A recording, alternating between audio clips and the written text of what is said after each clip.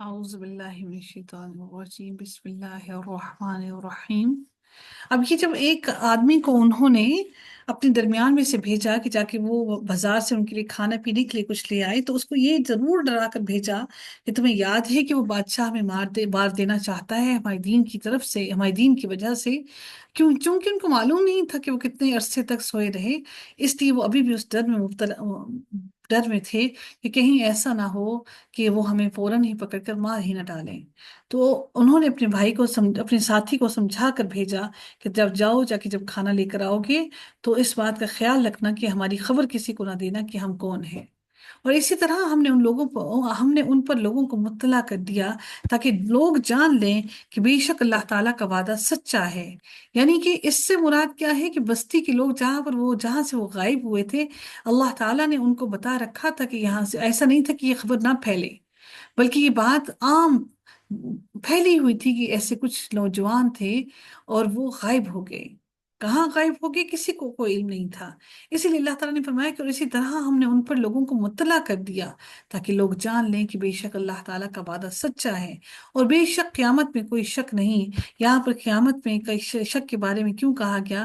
کیونکہ قیامت کے بارے میں سب سے بڑا شک ان کو یہی ہے کہ انسان دوبارہ زندہ کیسے ہوگا۔ جب لوگ آپس میں ان کے معاملے میں جھگڑ رہے تھے تو کچھ لوگوں نے کہا کہ ان پر ایک عمارت بنا دو، ان کا رب ہی ان کے متعلق بہتر جانتا ہے۔ جو لوگ ان کے معاملے پر غالب آئے انہوں نے کہا کہ ہم ان پر ایک مسجد ضرور بنائیں گے، یعنی کہ پھر جب وہ واپس اپنی اپنی جگہ پر واپس آئے تو پھر ان لوگوں نے اس کے بارے میں مختلف رائے دی۔ واپس جب وہ مر گئے تو انہوں نے کچھ نے کہا کہ ہم ان کی یاد میں یہاں پر ایک عمارت بنا دیتے ہیں، اور کچھ نے کہا کہ ہم ان کے اوپر ایک مسجد بنا دیتے ہیں۔ اللہ تعالیٰ پھر فرماتے ہیں سَيَقُولُونَ ثَلَاثَةٌ رَابِعُهُمْ۔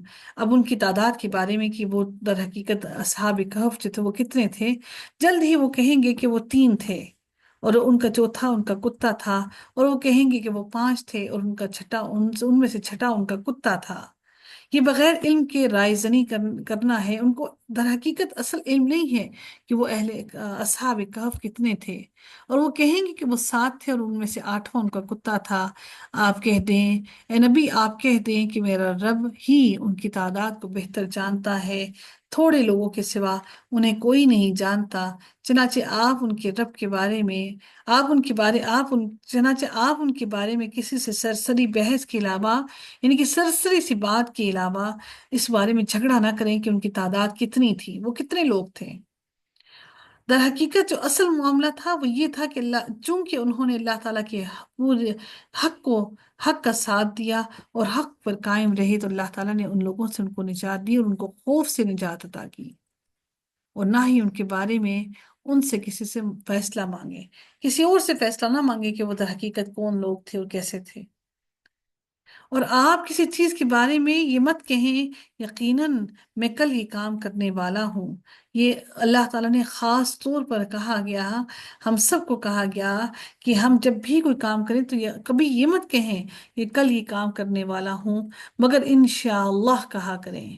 اور جب آپ بھول جائیں تو اپنے رب کو یاد کریں اور آپ کہہ دیں کہ امید ہے کہ میرا رب مجھے بھلائی کی اس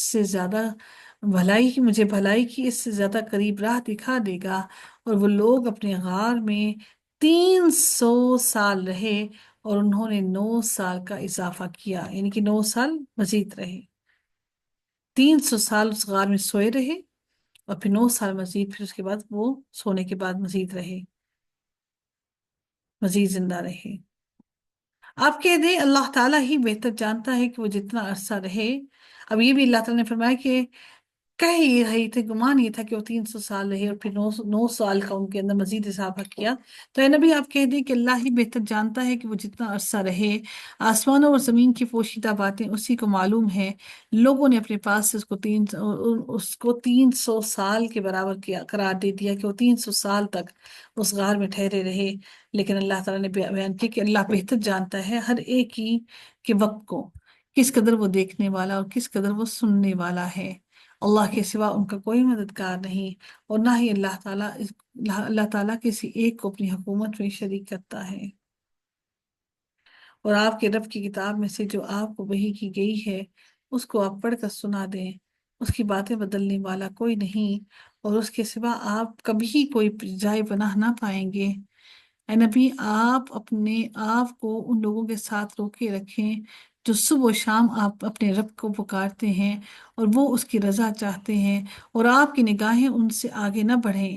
آپ دنیا کی زندگی کی زینت چاہتے ہیں، اور آپ ایسے شخص کی اطاعت نہ کریں جس کے دل میں ہم نے اپنی یاد سے غافل کر دیا، اور جو اپنی خواہش کے پیچھے چلا، اور جس کا معاملہ حد سے گزرا ہوا ہے۔ اے نبی، آپ کہہ دیں کہ تمہارے رب کی جناب سے یہی حق ہے، پھر جو چاہے سو وہ ایمان لے آئے، اور جو چاہے وہ کفر کرے۔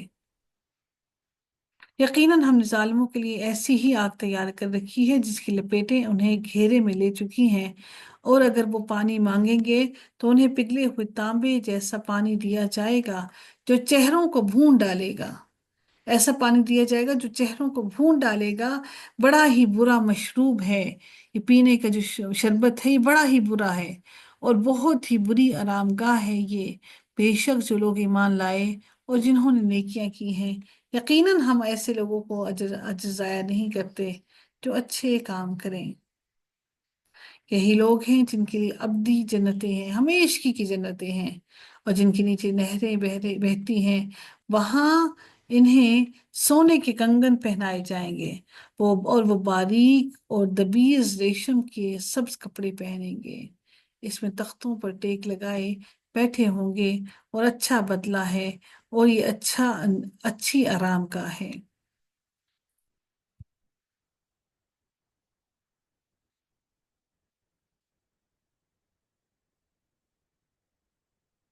آخر دعوانا الحمد لله رب العالمين، صلى الله تعالى على خيره خلقه أجمعين برحمتك يا أرحم الراحمين۔ السلام علیکم ورحمۃ اللہ وبرکاتہ۔